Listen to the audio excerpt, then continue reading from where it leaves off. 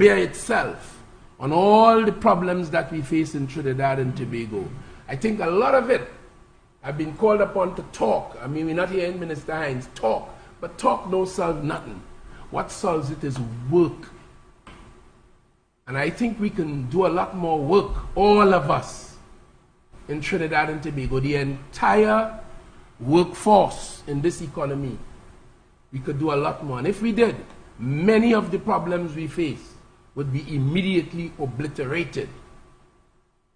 Insofar as the crime situation is concerned, it is horrendous. It is mind-blowing. It's crazy. I just add a few descriptions to that. But the bottom line is, human beings are behaving in those ways, but law enforcement has a responsibility to curb those behaviors. And we are quite clear from what we demonstrated here to do that there are some strategic postures we have to take in dealing with them. Whatever the motivation, whatever the adjective to describe it, the bottom line is, if we could get them 12,000 guns out of the hands of the misguided and criminal-minded, then the place will naturally become a cleaner and a more wholesome place overnight. So this is why a major gun retrieval effort is on the way. And I would like to see that, as I've been assured by the Commissioner and the other leaders on this platform, intensified. And we have called, both the Commissioner of Prison and the Commissioner of Police have yet again called on the public who have far more information just by your vaster presence in numbers. While they have 7,000 in the police and X amount in the prison and the defense force, the bottom line is there are 1.3 million of you out there. Even children, 8 years old, know they have a good idea where the gun hiding in the behind the galvanized in the back of the community center, or in the garage, or in the bush behind there. And in order to win this in a whole of society approach, both commissioners, I heard them this morning, call again on the public to understand that this is quite serious and make your contribution to making your country safer and healthier and better by sharing this information with law enforcement. Of course, there are sometimes, as Madam Archie says, issues of trust, but there has to be one officer you can find. You could write anonymously. You could call the Police Complaints Authority. You could go to the DPA. You could go straight to the Commissioner of Police, straight to Madam Archie, if you don't trust the police in the locality. Because I had an experience where one of my constituents made a report to me. I asked him why he didn't go to the police. He told me he didn't want to go to the police because of something. And, well, he put it in writing, and I shared it with the police, and the weapon was recovered. The weapon was recovered. And that's a perfect example of what is possible if all of us join in this fight and work together to deal with this. What's the adjective I use? Horrendous? What's the one I use again? Mind-blowing? Yeah, to deal with this horrendous and mind-blowing situation. Commissioner wants to add. Yeah. I recognize that you're looking for a headline, not a trend line.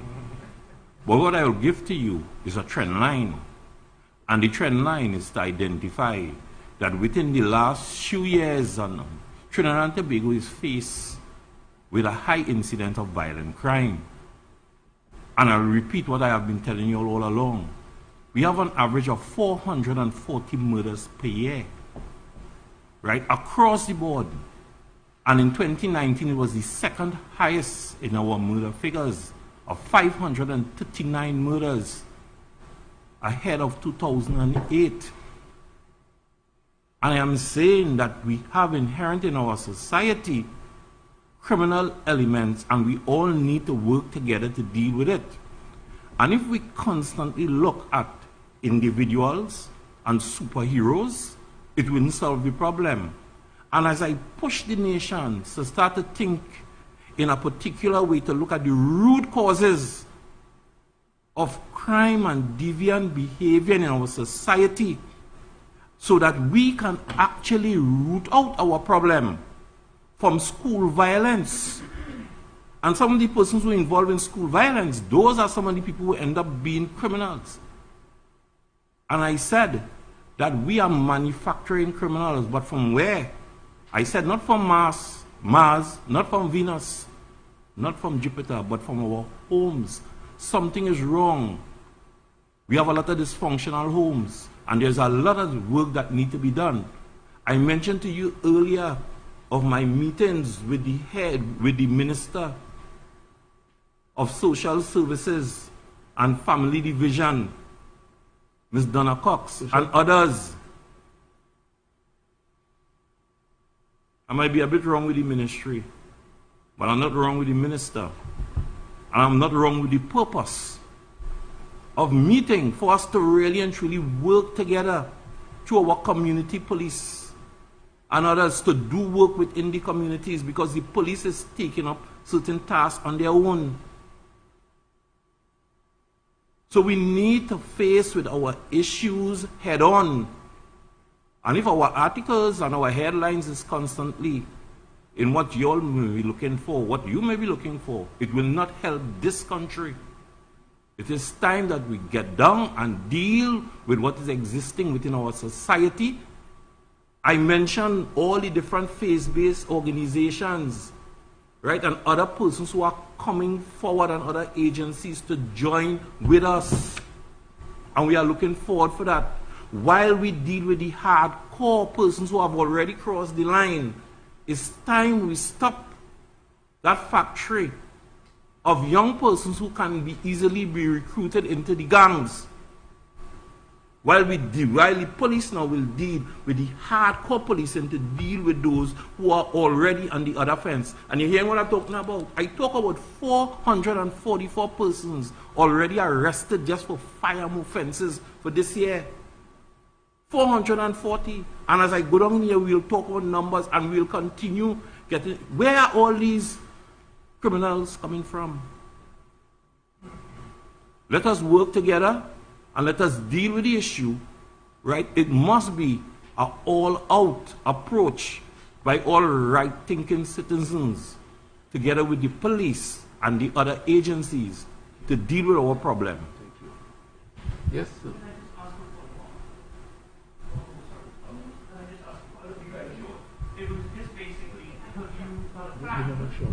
Oh, right, thank you. Because many speakers today, because you have said, yes, the crime is multifaceted, and you're absolutely correct that on one hand you want to put the lid on the kettle, the pot that's boiling over, you get those guns off the street. But as you now say, you want to stop the next generation in 10 years. So I'm asking, is there any plan to get the FBOs, the NGOs, and everybody to sort of rally together?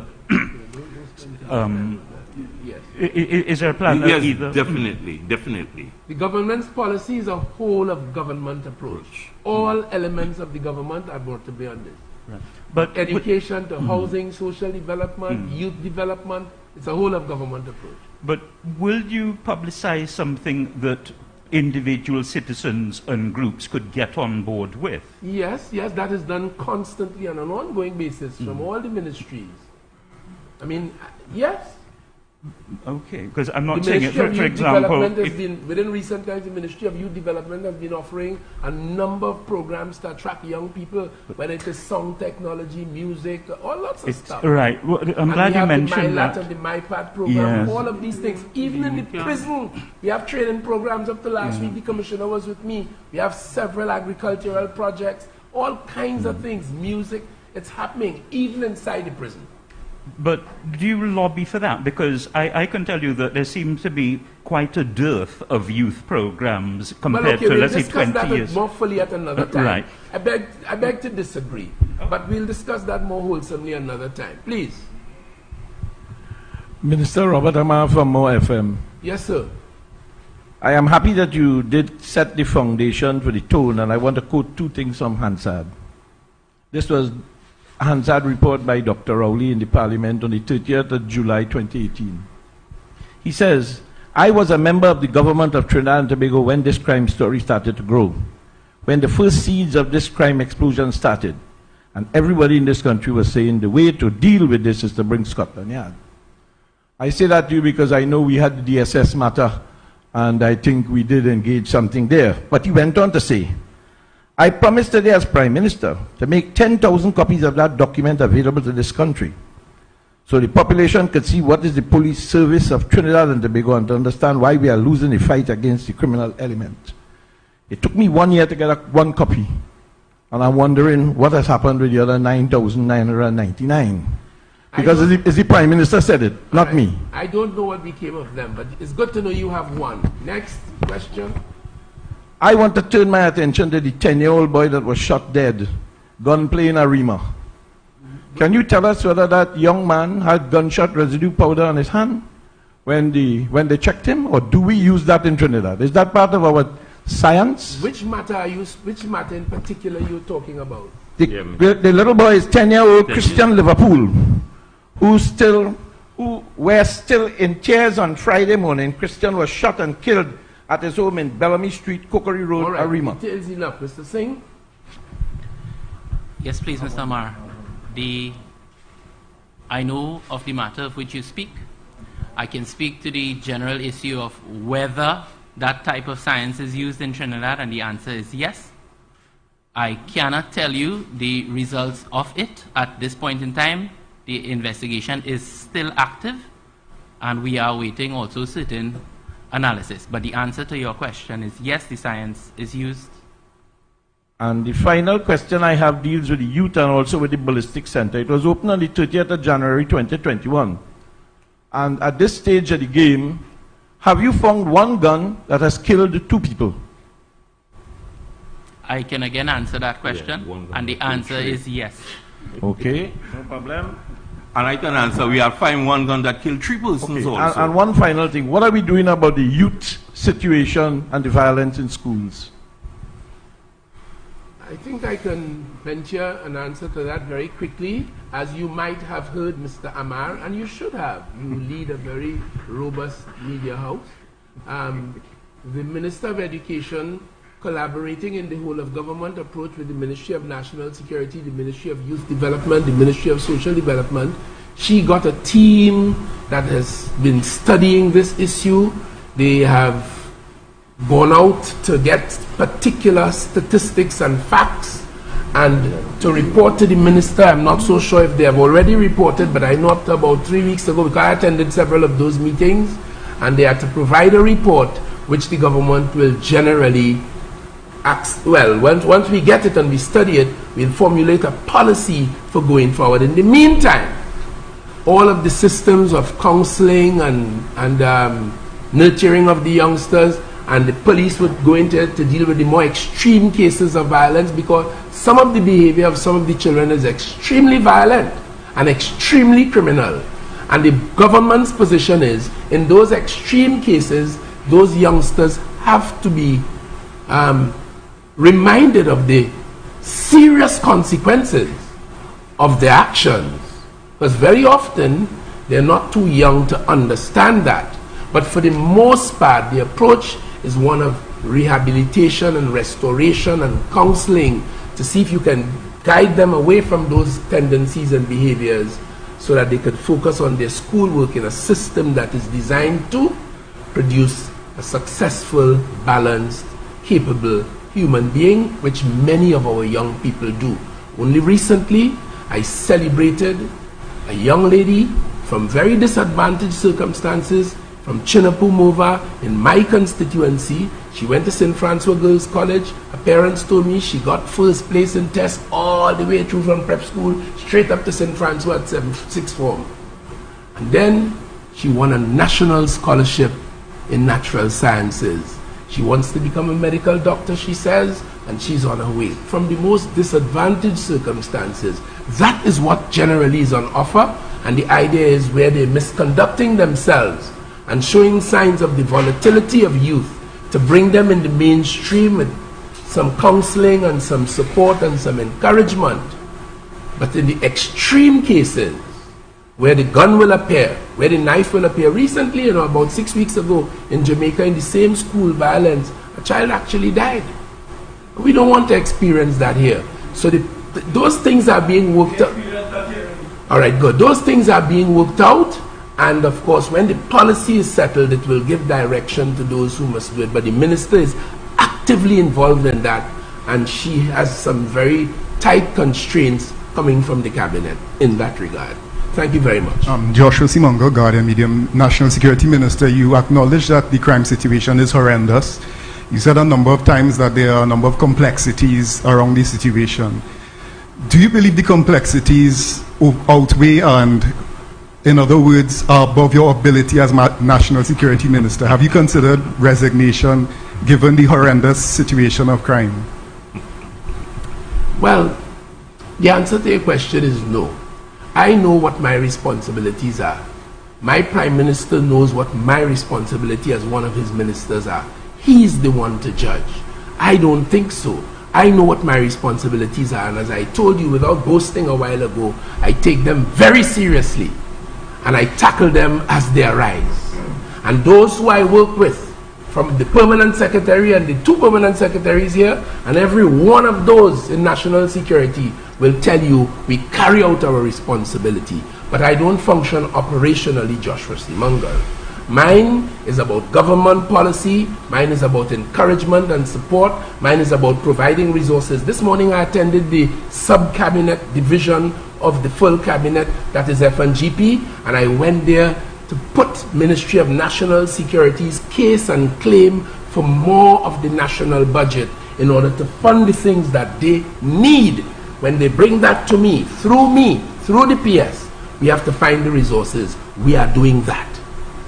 And as a journalist, I go out on the streets and I interact with people. There seems to be a perception, you and Commissioner Jacob spoke about the public coming on board. So if somebody knows a gun behind on a piece of galvanized, they come to the police and so forth.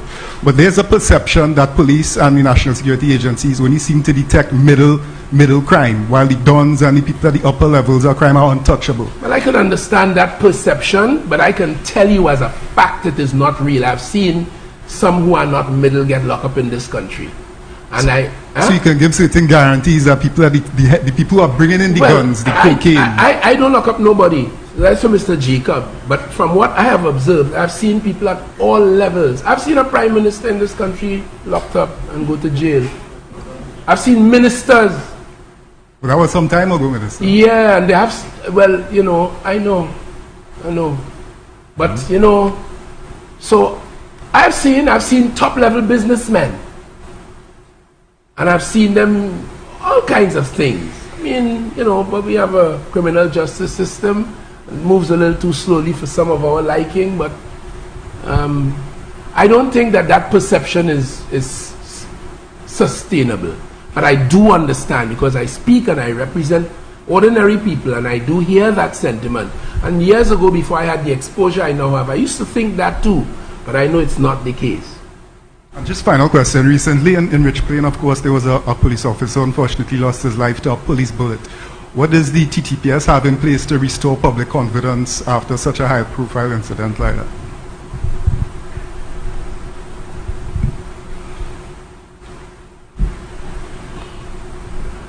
The police service did what is required to do.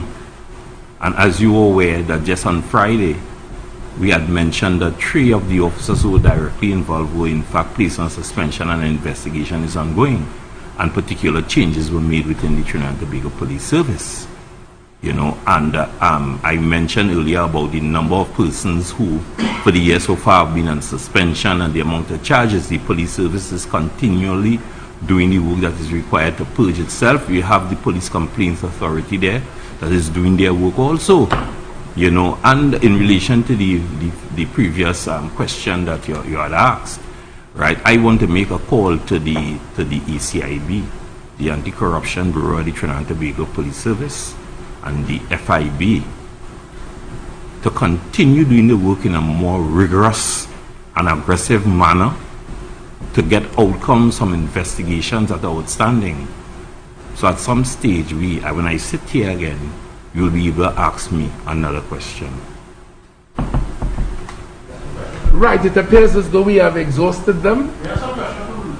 Yes, please. So, sorry. Because we've been here now for about 2 hours. Luke, you're welcome. Alina Dudnath from Loop News. I'll be quick. 2 questions. Any follow-up with the report on the children's homes? If there's any update, are you guys aware if there are any persons of interest who may still be employed at those homes? That's one question. No, that matter was laid in the Parliament, and those who are responsible for further investigations are doing that. Beyond that, there's nothing more that I can usefully tell you. Yes? Thank you. Just checking whether on the TTPS side of things, whether there are any updates with regards to that as well? No, there are no updates at this time. Thank you very much, Mr. Brown. Joe Brown, TV6 News. Quickly, one to the Prisons Commissioner, you spoke about the issue of illegal use of mobile phones in prisons. And I'm wondering in terms of, I know that we had heard a few years ago about cell phone, mobile phone jammers. Is that kind of technology in use? And if not, what is the cause of that not being used?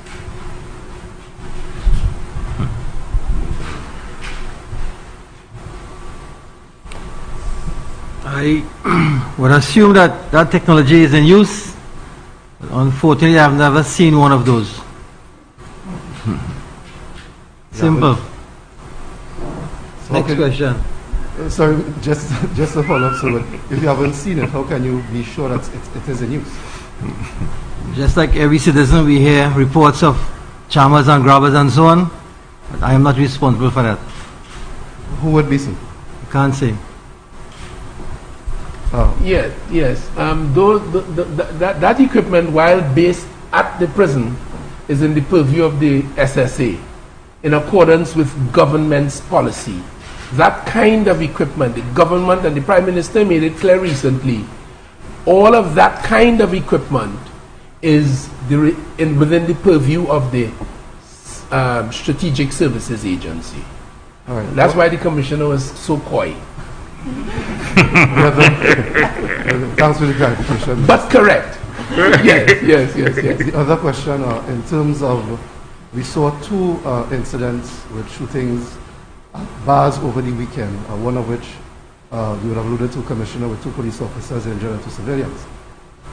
In light of the fact that bars were among some of those sectors of the economy that were really affected during the pandemic and so on, what is being done to ensure that it doesn't become a trend that could also have a certain impact on a particular aspect of the economy that is still recovering from the pandemic?